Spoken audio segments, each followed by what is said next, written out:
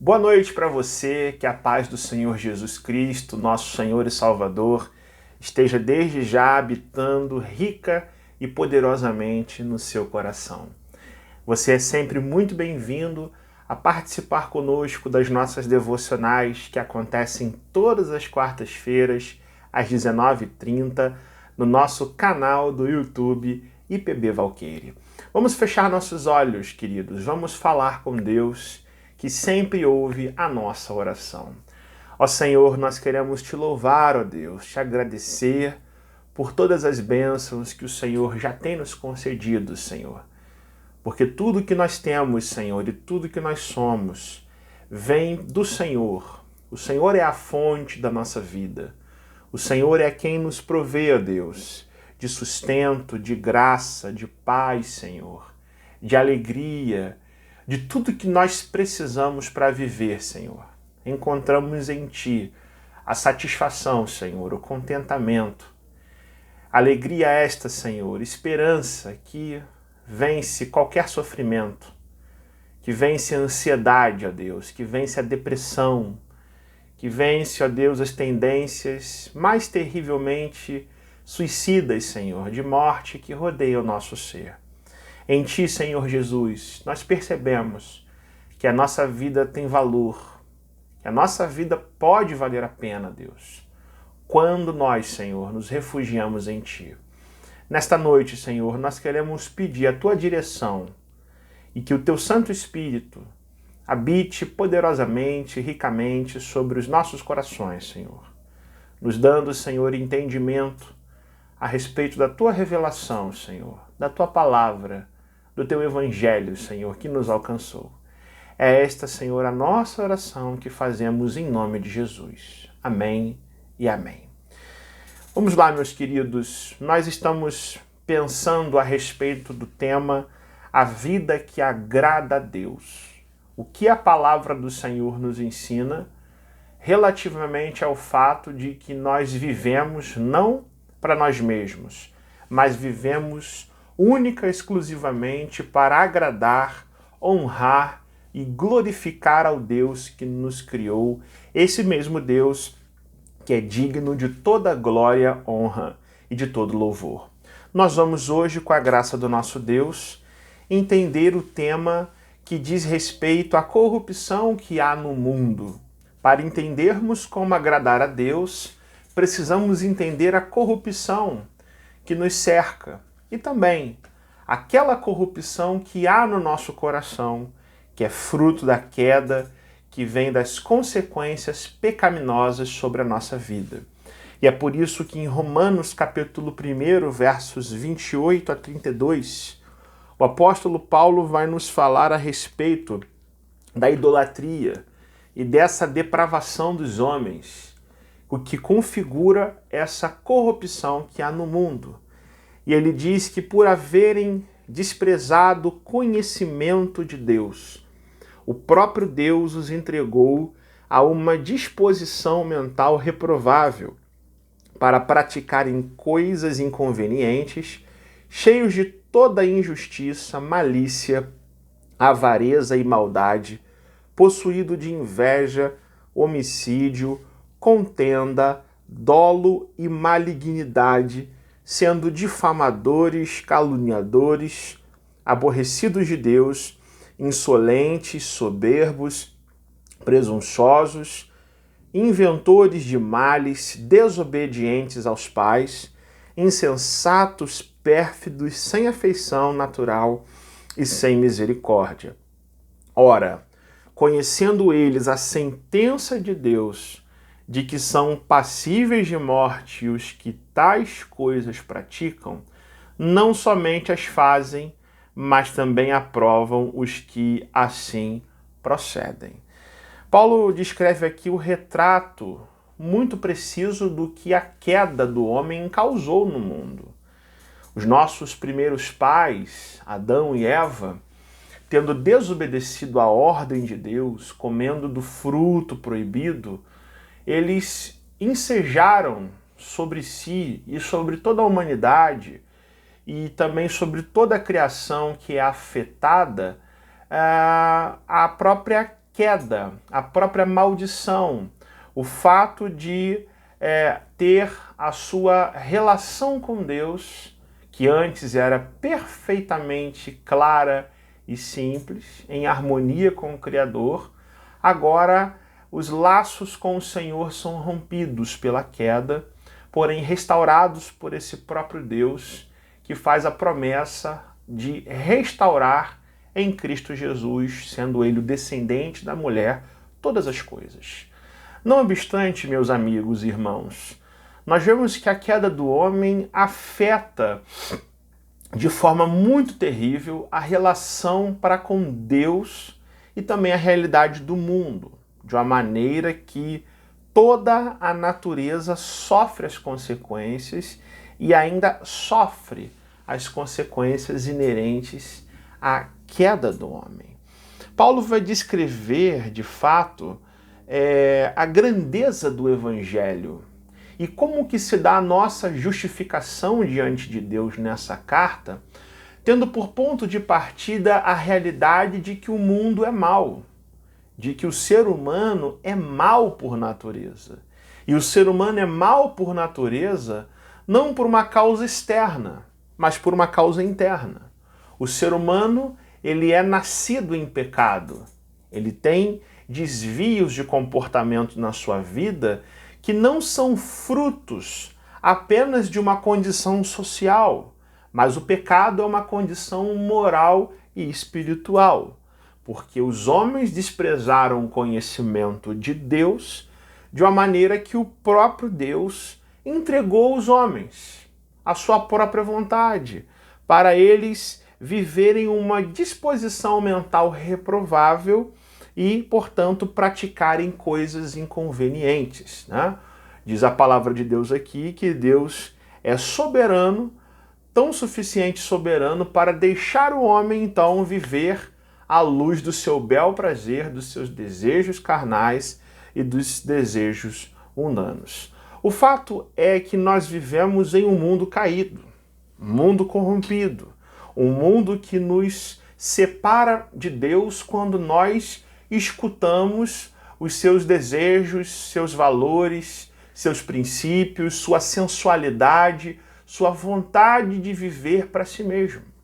Tudo isso nos leva a um caminho de nós, a cada dia, nos afastarmos do Deus que nos criou para a sua glória e a sua majestade, sendo nós imagem e semelhança desse próprio Deus. Nós vemos nesse texto a verdade de que o homem natural despreza o conhecimento de Deus. Não é desejo do coração humano, por si só, crescer e aprender mais sobre Deus. Entender quem o Senhor é, entender os seus princípios, entender a sua palavra, a sua santa e justa lei, as verdades que trazem consequências práticas de mudança para o nosso ser. Paulo vai nos mostrar aqui que o ser humano não tem necessidade disso, não busca isso por natureza, só o faz se Deus primeiro o buscar. Ou seja, não somos nós que buscamos a Deus porque queremos, mas a nossa busca de Deus é apenas resultado do fato de que Deus primeiro, em Cristo Jesus, ele buscou a nossa vida e nos trouxe puros e limpos na presença dele para nós sermos santificados, portanto. Porque, na verdade, a realidade, o fato é que o ser humano é tão corrupto por causa da queda, que essa sua corrupção faz com que ele se negue a glorificar espontaneamente o seu Criador. E, portanto, o ser humano é entregue por Deus a uma disposição mental reprovável, à idolatria do próprio ego, não que isso seja o prazer de Deus, mas que o próprio Deus tem justiça, tem juízo, tem santidade e pune o pecador, e muitas vezes a maneira de Deus demonstrar isso é deixando que o homem viva a sua própria liberdade, retirando do homem a sua graça comum. Portanto, o homem se entrega à idolatria, à sensualidade, a comportamentos homossexuais, como Paulo vai dizer em linhas anteriores, em versículos anteriores, como é o caso do verso de número 24, por exemplo, que Deus entregou os homens à imundícia pelas concupiscências de seu próprio coração para desonrarem o seu corpo entre si, de uma maneira que muitas pessoas se inflamaram em paixões infames. As mulheres mudaram o modo natural das suas relações íntimas, ardendo de forma íntima por outras mulheres.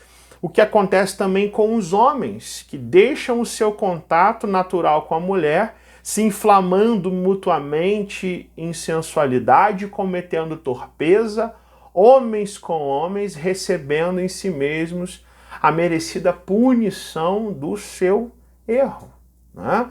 E recebem de Deus a justa e reta punição do seu erro. A corrupção que há no mundo é uma corrupção fruto da queda, fruto do erro dos nossos primeiros pais, mas que afeta o homem natural de tal forma que o homem natural não tem prazer na lei do Senhor.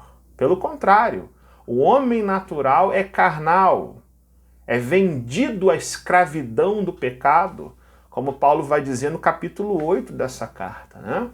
Não fosse o Senhor Jesus vir ao mundo para pagar os seus pecados, não é isso? Eu e você estaríamos nesse barco caminhando rumo ao inferno, porque é a merecida punição de Deus pelo nosso erro.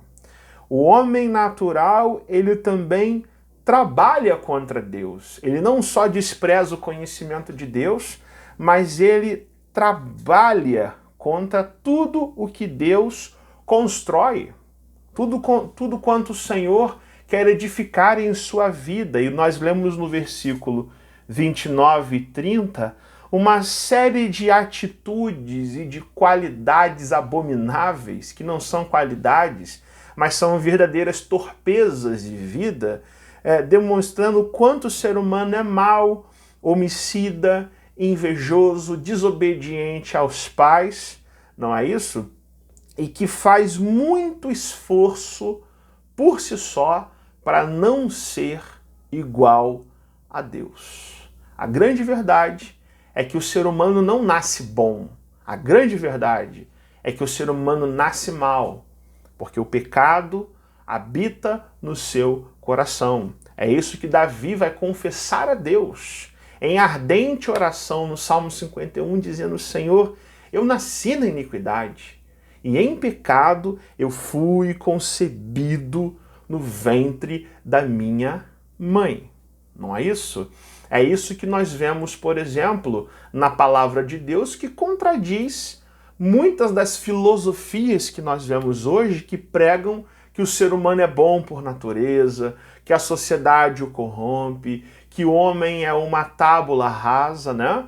Basta você olhar, na verdade, para uma criança e perceber que se um colega quer o seu brinquedinho, a criança naturalmente diz: é meu. Não, é meu. Tudo isso, a palavra de Deus nos aponta.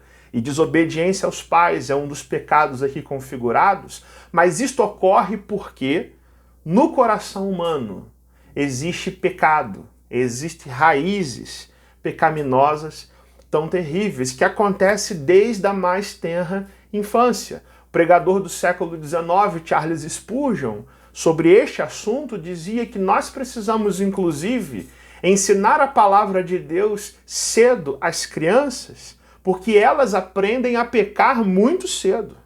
E por que elas aprendem a pecar muito cedo?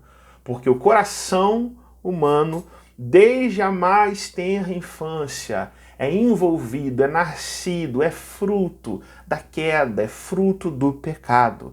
E, portanto, meus irmãos, a esperança do homem natural, que vive nesse sistema corrupto que há no mundo, é apenas na redenção que há no Senhor Jesus. Essa é a grande verdade. Somente o Filho de Deus reconcilia o homem que vive nesse estado de putrefação espiritual, perdido, longe de Deus, arrogante, idólatra, desobediente aos pais, em total rebeldia e rebelião para com Deus. A sua esperança é apenas no Senhor Jesus, naquele que pode quebrar tudo isso, no Filho de Deus que na cruz veio ao mundo, suportou a nossa morte para nos resgatar de toda essa corrupção que há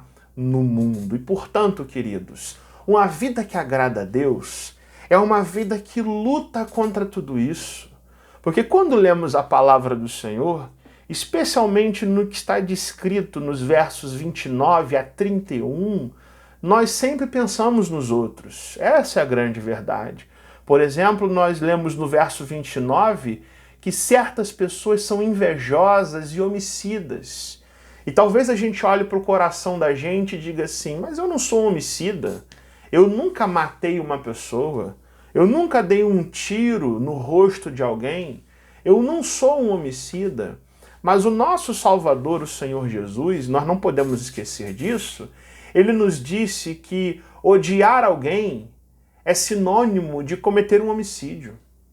É claro que as consequências de um homicídio, socialmente falando, são muito piores do que as consequências do ódio. Mas para o Senhor Jesus, quando nós odiamos alguém, quando nós guardamos amargura, mágoa, não conseguimos perdoar, nós somos réus diante do 6º mandamento da lei de Deus. E, portanto, queridos, talvez o nosso problema de vida seja a gente entender que o que está aqui no verso 29 se aplica ao nosso coração como uma grande advertência. Não sejamos como este mundo caído, corrupto, que não perdoa, que é sem misericórdia.